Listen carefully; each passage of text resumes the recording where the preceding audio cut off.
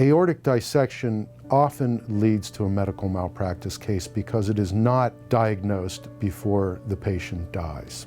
And what an aortic dissection is a tear in the aorta. The aorta is the very large artery, the largest artery in the body, which carries the blood out of the heart that has been oxygenated by the lungs. It's now being carried out of the heart and being pumped throughout the body.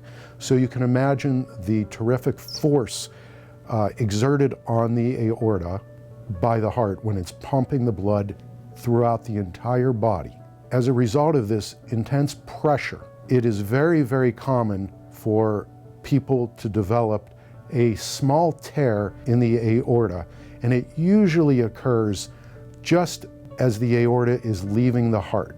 It can also occur once the aorta comes up out of the heart and comes around and goes down into the abdomen, which is called the abdominal aorta. But most commonly, an aortic dissection occurs in what's called the thoracic aorta, which is the aorta in the chest. And this is something that must be immediately diagnosed and treated. If it is not immediately diagnosed and treated, that tear will get bigger and bigger and bigger, and eventually will lead to a blockage of the aorta or a through and through perforation of the aorta, which will lead to almost sudden death. It's an acute emergency. It must be diagnosed and treated immediately. What we see is oftentimes people will go to the emergency room, they will get an X-ray, which is not an exam that will pick up an aortic dissection in most circumstances. So a CT scan must be done.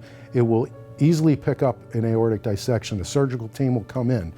But if that is not done, what we see often is chest X-ray is done, it doesn't show a dissection, and the patient is sent home.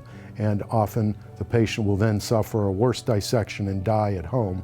Or they'll be kept in the emergency room, maybe admitted to the hospital, but a CT scan is never done, and the patient will then suffer a tragic aortic dissection.